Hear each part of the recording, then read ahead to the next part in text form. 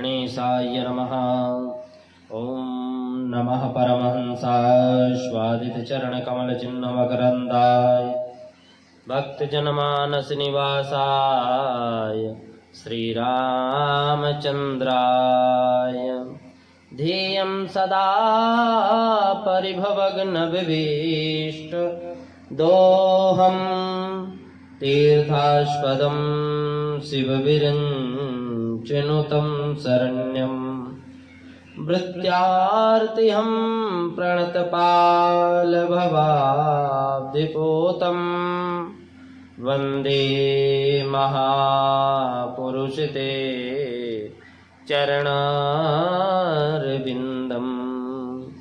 त्यक्त्वा सुदुस्त्वजसुरेप्सितराज्यलक्ष्मीं धर्मिष्ठयार्यवचसा यद्गादरण्यं मायामृगं दयितयेप्सितमन्वदावद वन्दे महापुरुषते चरणारविन्दम् वंशी विभूषितकरान् नवनीरदाभात् पीताम्बरादरुणबिम्ब फलाधरोष्ठा पूर्णेन्दुसुन्दरमुखा दरविन्दनेत्राः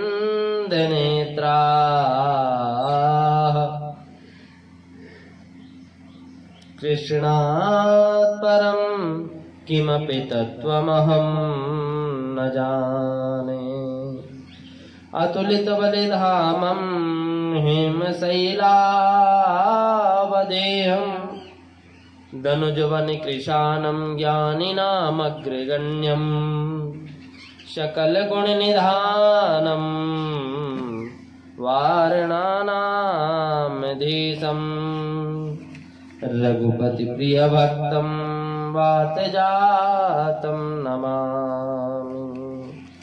गुरुर्ब्रह्मा गुरुः विष्णु गुरुर्देवो महेश्वरा गुरुः साक्षात् परब्रह्म तस्मै श्रीगुरुवे नमः। तस्मै श्रीगुरुवे नमः। श्रीराम जय राम जय जय राम। श्रीराम जय राम जय जय राम।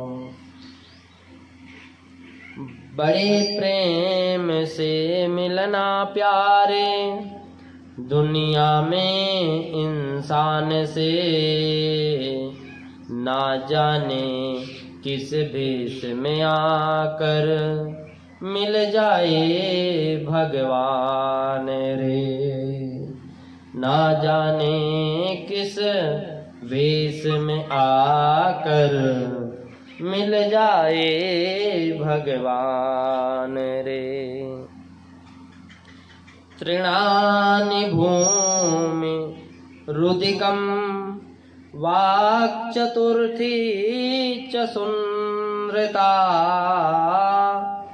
एतां सतानि गेहे च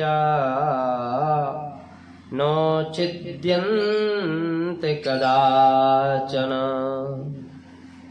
परम मंगलमय परात्पर श्री राघवेंद्र सरकार राधा माधव भगवानी की कृपा, श्री हनुमान जी महाराज सदगुरुदेव भगवानी की सत प्रेरणा,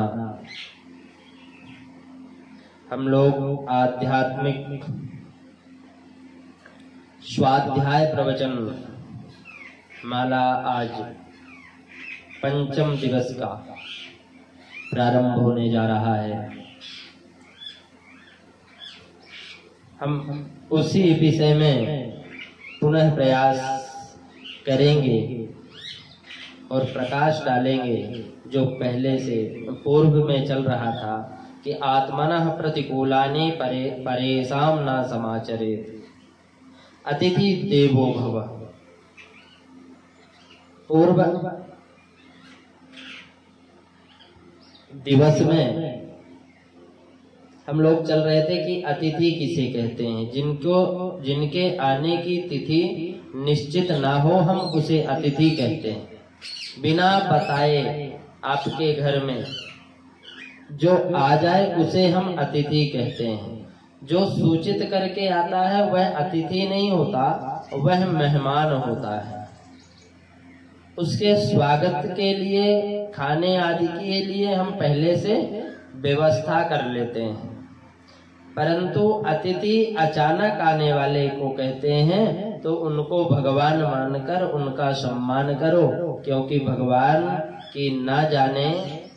ना जाने कब किस पर कृपा कर दे, किस रूप में अपने घर आ जाए, अनजान बनकर भी आ सकते हैं।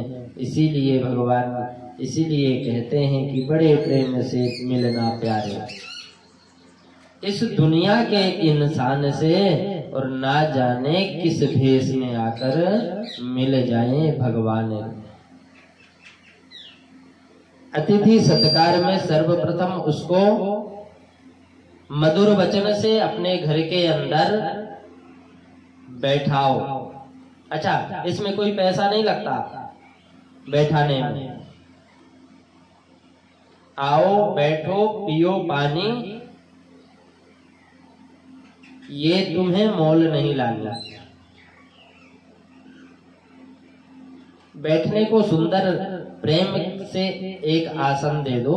सर्वप्रथम जल पिलाओ, फिर भोजन खिलाओ, फिर आने का कारण पूछिए। यथाशक्ति जिस भावना से वे आए हैं सहयोग दो। यह अतिथि सेवा है।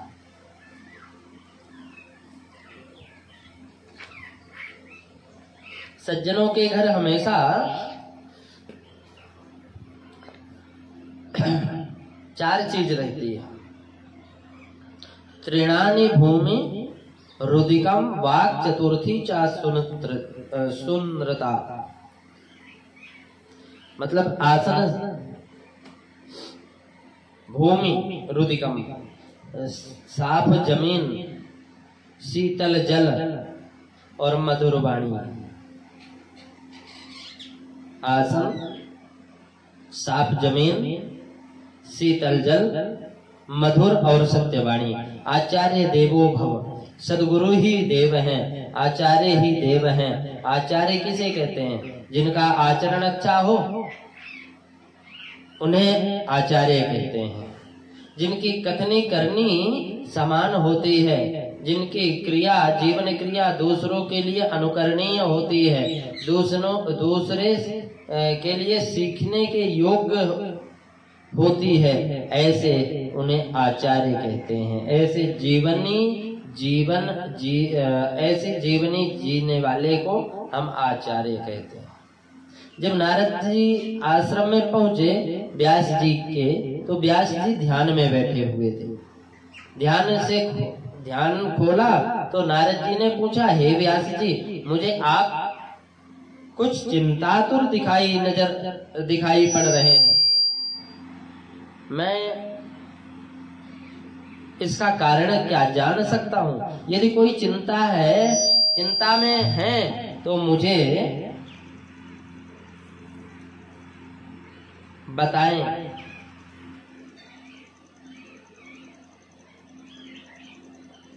एक बात और बताओ, यदि कोई चिंता में रहता है ना, तो उसके चिंतन के समय मुख मंडल चमकता रहता है। अगर कोई आंखें बंद करता है, और जब चिंता के समय मुख को जब देखते हैं ना, तो मुख मंडल कुम्हलता है, कुम्हल जाता, मतलब शिथिल हो जाता है, उदासीनता नजर आती है। व्यास जी की चिंता में नहीं, चिंतन में बैठे थे, और नारद जी के पूछने पर व्यास जी ने कहा, मैं विश्व के कल्याण हेतु सोच रहा था कि कलयुग आने वाला है, मानव की आयु बहुत कम हो जाएगी और पापों का प्रभाव अधिक हो जाएगा, तो कोई ऐसा मार्ग निकाला जाए जिसके कारण लोगों का कल्याण हो। सतयुग में मानव की आयु होती थी 1,00,000 वर्ष। कितनी होती थी? 1,00,000 वर्ष। त्रेता में हो गई 10,000 वर्ष, एक बिंदी हट गई। द्वापर युग में हो गई, त्रेता युग में तो 10,000 वर्ष हो गई, और द्वापर युग में 1,000 वर्ष हो गई, और कलयुग में आयु हो गई 100 वर्ष। और ये 100 वर्ष जो है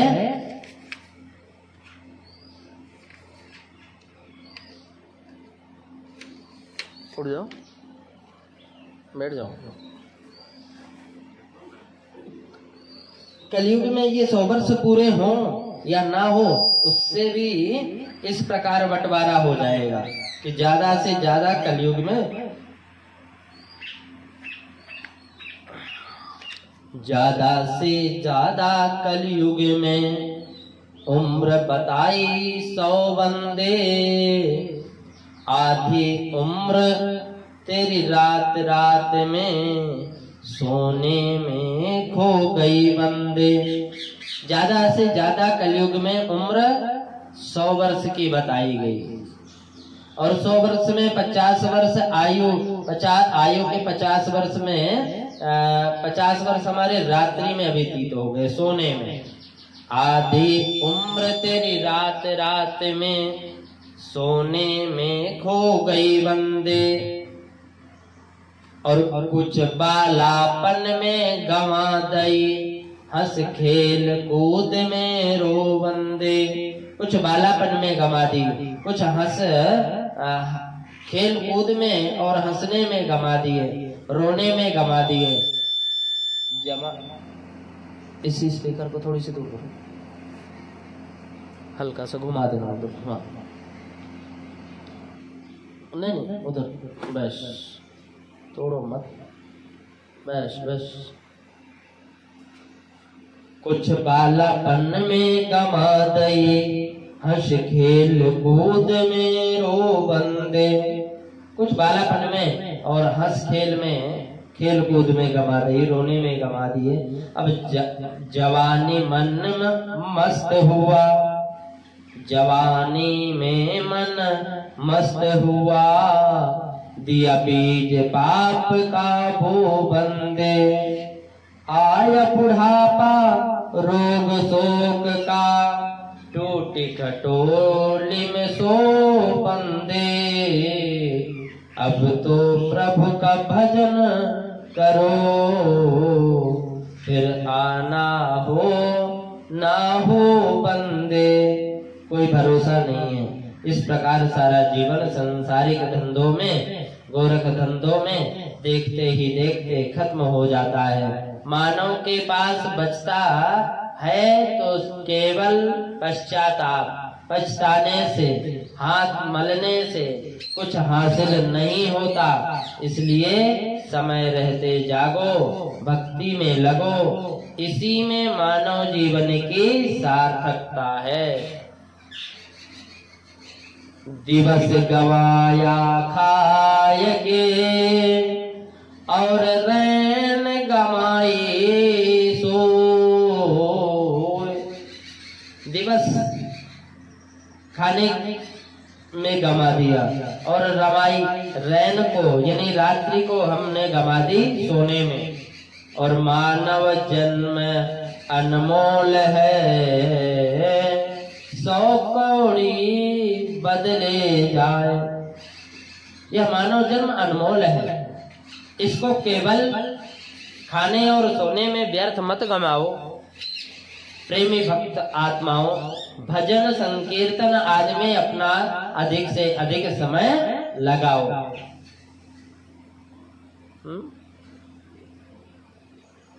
अरे इस हीरा जैसे जन्म को हमने गमाया बिना भजन के।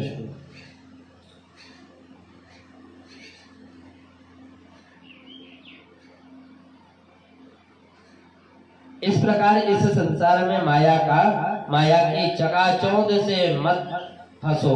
वही चतुर है जो इस संसार में अपने कर्तव्य को निभाता हुआ, अपने लौकिक धर्म को निभाता हुआ, अपने पारलौकिक जन्म को भी सुधार लेता है। वेद व्यास जी महाराज कहते हैं उन्हीं का मानव जीवन सार्थक है जो कलयुग में अपने के लिए नहीं जीते, वरन विश्व के कल्याण के लिए भावना भी अपने मन में जो रखते हैं। सर्वे भवन्तु सुखिनः सर्वे सन्तु निरामया सर्वे भद्राणि पश्यन्तु मा कश्चित् दुःखभाग् भवेत्। सभी सुखी हो, सबका कल्याण हो, सब निरोगी हो और कोई भी दुखी ना हो, इस प्रकार की भावना प्रत्येक मानव के दिल में और दिमाग में होनी चाहिए। कलयुग में केवल परमात्मा के भजन से, उसका नाम लेने मात्र से मानव का कल्याण हो जाएगा। कलौ केशव कीर्तनम।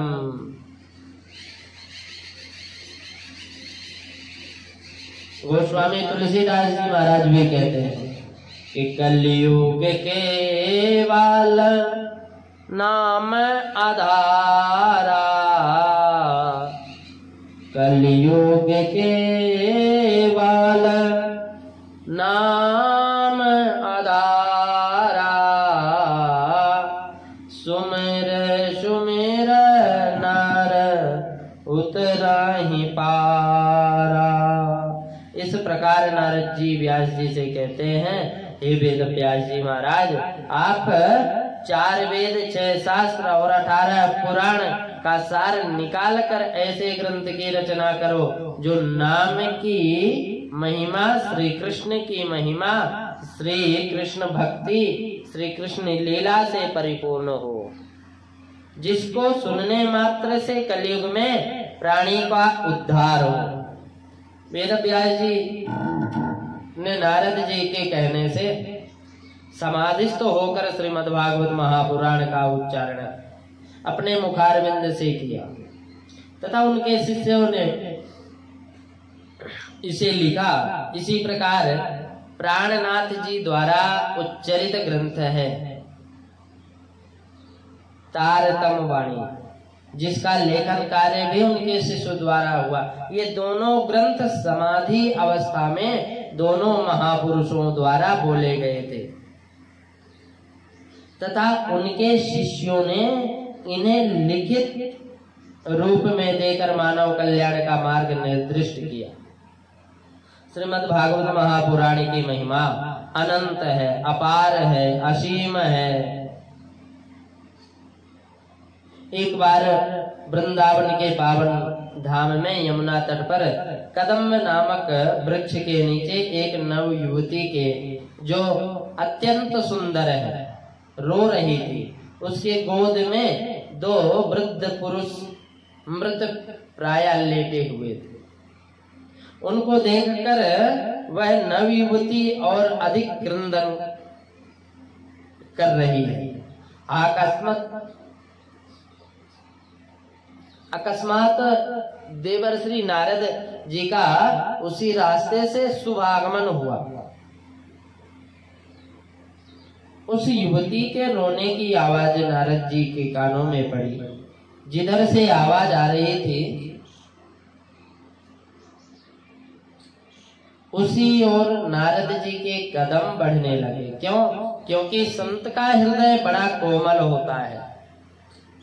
पंडित जी हाथ दो, हाथ दो। संत का हृदय बड़ा कोमल होता है। संत हृदय नव नीत समाना। वहां दो। कहा हाथ दो पहले। कहा कविन पर कहत न जाना। किसी कवि ने यह कह दिया कि संत हृदय मक्खन के समान कोमल होता है, परंतु यह उपमा संत हृदय की तुलना में बहुत कम है, क्योंकि मक्खन तो तब पिघल ले लो मक्खन तो तब पिघलता है जब उसे खुद को ताप लगे, परंतु संतों का हृदय तो इतना द्रवित होता है कि वह दूसरों के दुखी को सुनने या देखने मात्र से द्रवित हो जाता है। हृदय से रहम फूट निकलता है और आंखों से सावन भादो बह जाता है। वाणी से अमृत की बौछार फूट पड़ती है। दोनों हाथ दुखी आत्मा को अपने वक्षस्थल पर रख लेता है। धन्य है ऐसे संत जिनके मार्गदर्शन मात्र से दुख से तड़पते हुए प्राणी को राहत की सांस मिलती है। वही सच्चा संत है जो दूसरों को दुख पहुंचाने के लिए स्वयं के सुख की परवाह नहीं करता। मुझे तो घटना याद आ गई। एक बार एक संत किसी नदी में स्नान कर रहे थे। पानी में बहता हुआ एक बिच्छू आ गया।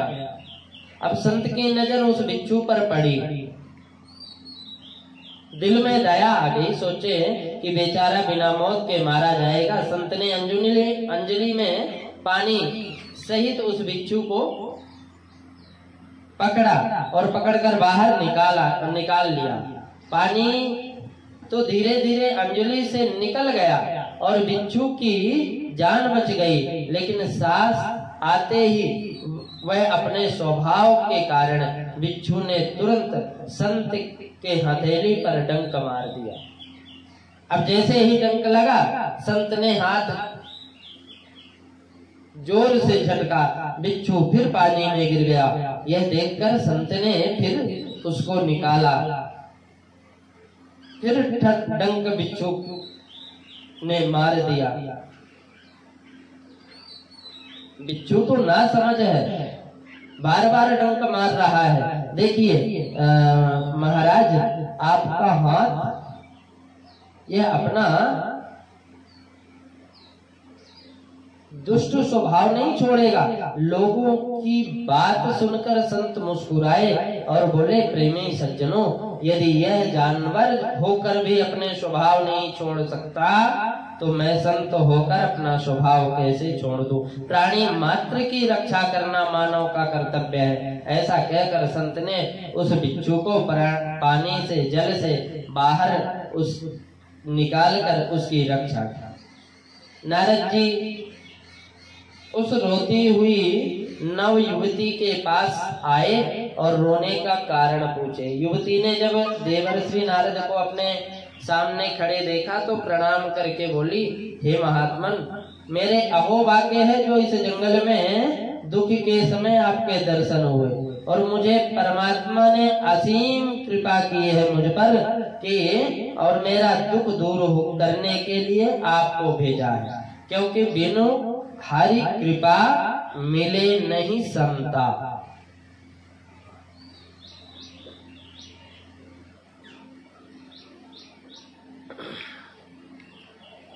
प्रथम भक्ति संतन कर संगा और द्वितीय भक्ति कथा प्रसंगा। प्रथम भक्ति किसे कहते हैं? जब हृदय में संत दर्शन की इच्छा उत्पन्न होती है, उसे हम प्रथम भक्ति समझना चाहते हैं। हम प्रथम भक्ति समझते हैं।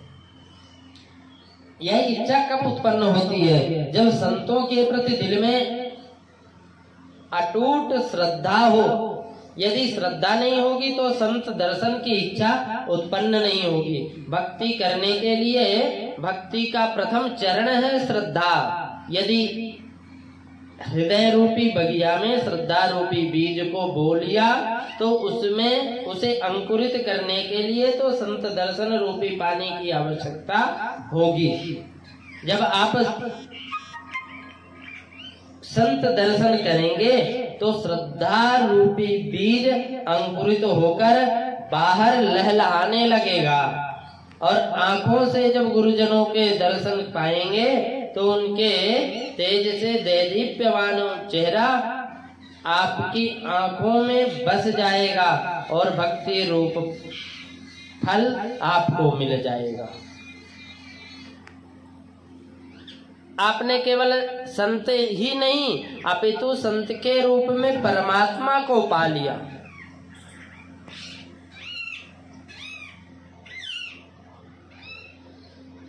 कई बार कई जगह धरती उर्वरा नहीं होती तो किसान भाई उस मंजर धरती को साफ करते हैं, उसमें उपजाऊ मिट्टी डालते हैं,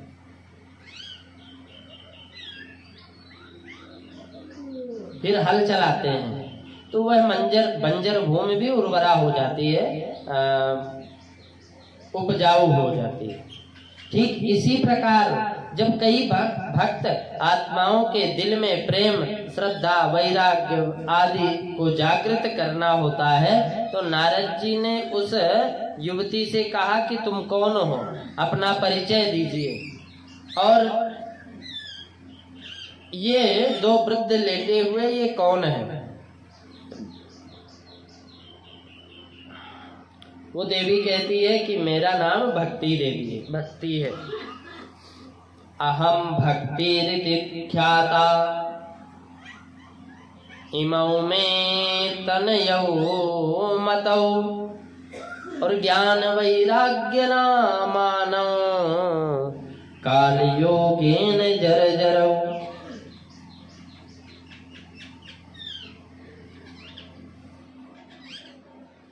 ये जो दो मेरे साथ में हैं तो इनका नाम है ज्ञान और दूसरे का नाम है वैराग्य। ये दोनों मेरे पुत्र हैं और मेरा नाम है भक्ति। समय के फेर से ही ये ऐसे जर्जर अवस्था में हो गए। हाथ जोड़कर भक्ति ने कहा, हे मुनिवर, आप ध्यान देकर मेरा वृत्तांत सुने। वैसा तो मेरी कथा प्रसिद्ध है, मैं भी आपको सुना देती हूँ। आप सुनकर ही मुझे शांति प्रदान करेंगे। उत्पन्ना द्रविणे साहम वृद्धि कर्णाटके गता क्वचिन महाराष्ट्रे गुर्जरे जीर्णताम गता। अर्थात उत्पन्ना द्रविणे साहम वृद्धि कर्णाटके गता। द्रविण देश में उत्पन्न हुई। द्रविणे साहम, मैं उत्पन्न हुई कहाँ? द्रविण देश में। कर्णाटके गता, वृद्ध कर्णाटके गता, मैं वृद्ध हुई, कर्नाटिका में मेरी बढ़ोतरी हुई। कहीं कहीं महाराष्ट्र में भी मेरा बड़ा सम्मान हुआ। क्वचिन महाराष्ट्र, कहीं कहीं महाराष्ट्र में मेरा सम्मान हुआ। गुर्जरे जीर्णताम गता, गुजरात में जब मैं आई तो बुढ़ापा ने मुझे घेर लिया।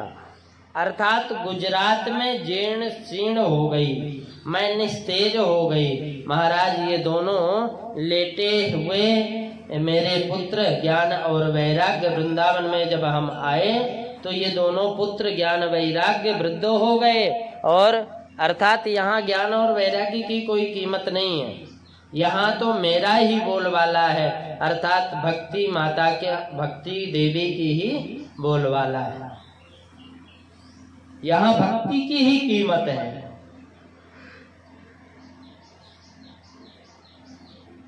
राधे राधे सबकी जीवा पर है। राधे के सिवाय यहाँ कोई किसी को जानता नहीं। उठते हैं राधे राधे, बैठते राधे राधे, सोते राधे, जागते राधे। परिचय पूछो तो उत्तर में यही सुनने को मिलता है, राधे राधे।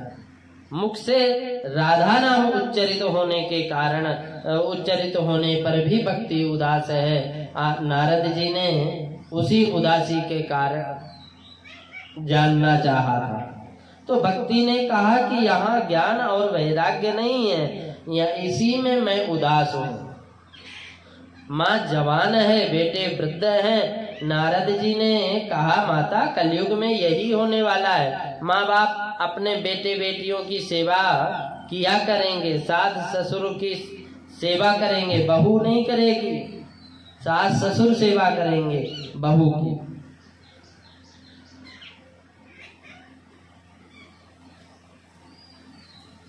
बल्कि सास बहू को सुबह उठाकर चाय का प्याला हाथ में लेकर जाएगी और कहेगी बेटी चाय तैयार है, पी लो।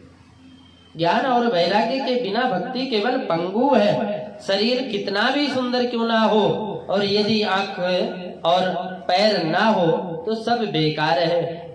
इसी प्रकार ज्ञान आंख है और वैराग्य पांव है। इसलिए सर्वप्रथम ज्ञान से हर वस्तु को जानो और जब असलियत समझ में आ जाएगी, संसार असार नजर आने लगेगा, अच्छे बुरे का ज्ञान होने लगेगा, पर दिल में वैराग्य उत्पन्न होगा।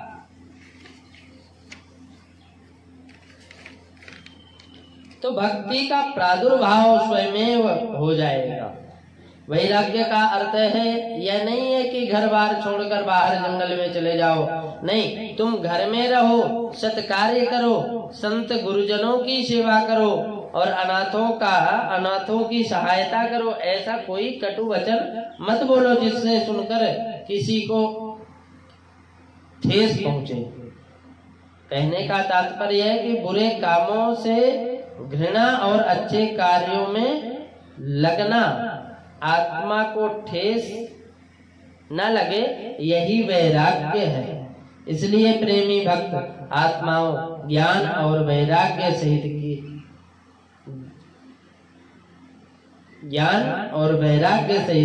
की गई भक्ति हमें लक्ष्यार्थ तक पहुंचा सकती है। गुरुओं को धोबी की उपमा दी गई है। जैसे धोबी का काम है मैले वस्त्रों को धोकर साफ करना, वैसे ही गुरुजन जो हैं तो आत्मा पर लगे विकारों को, काम, क्रोध, मोह, ममता, लोभ, राग, द्वेष आदि सबको ज्ञान रूपी साबुन से दूर करके आत्मा को निश्चल, निष्पाप, निर्मल बना देती है।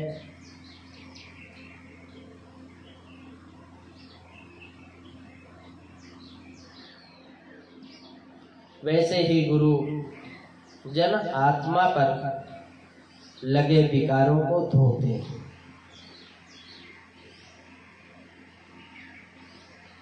यदि संत के पास आकर भी ये बेचारे दूर नहीं होते तो समझना चाहिए कि हम में बहुत बड़ी कमी है। जैसे चुंबक उसी लोहे को खींचती है जिस पर जंग ना हो।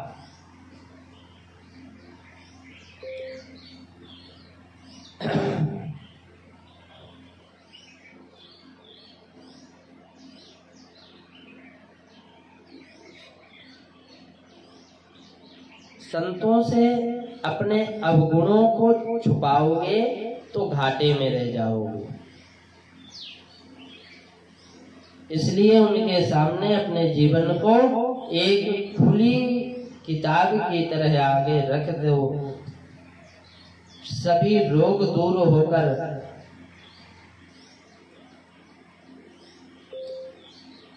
आप स्वस्थ हो जाएंगे। नारद जी ने भी भक्ति के दोनों पुत्रों ज्ञान और वैराग्य को स्वस्थ बनाने के लिए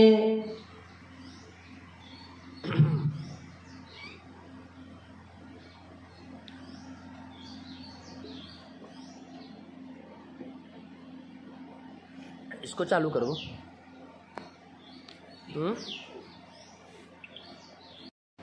संत महात्माओं के पास जाकर अपने ज्ञान की पोटली को बाहर छोड़ दो।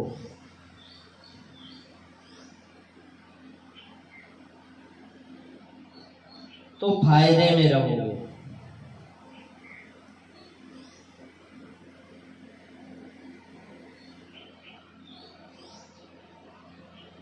एक संत महात्माओं के सामने एक खुली किताब की तरह आगे रख दो।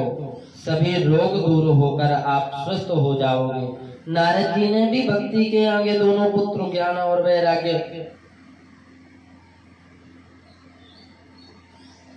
नारद जी के सामने भक्ति देवी भी ज्ञान और वैराग्य दोनों पुत्रों का स्वस्थ बताने के लिए गीता, रामायण, शिव महापुराण, महाभागवत, महाभारत आदि सब ग्रंथ सुनाए। गीता पाठैर मोर्मो, बार बार गीता का पाठ किया, परंतु उनकी सुसुप्ति दूर नहीं हुई। तो नारद जी ने सनकादिकों के पास गए। सनक, सनंदन, सनातन, सनत कुमार, ये 4 भाई है। ये चारों ब्रह्मा जी के मानसिक पुत्र हैं।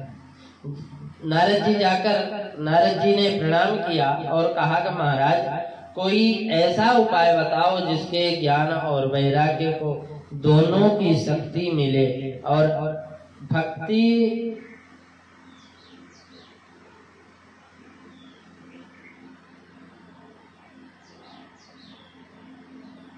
मिले।